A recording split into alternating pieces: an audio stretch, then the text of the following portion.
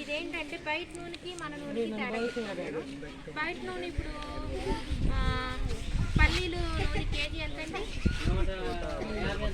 సరే 150. పల్లీలు ఎంత కేజీ? 150. నువ్వు 40, 50 అంటే ఇప్పుడు సంచులు వేసుకొని వస్తాం మేము. 150 రూపాయలు కేజీ పల్లీలు అండి. కేజీ పల్లీలు ఆయిల్ ప్యాకెట్ 150.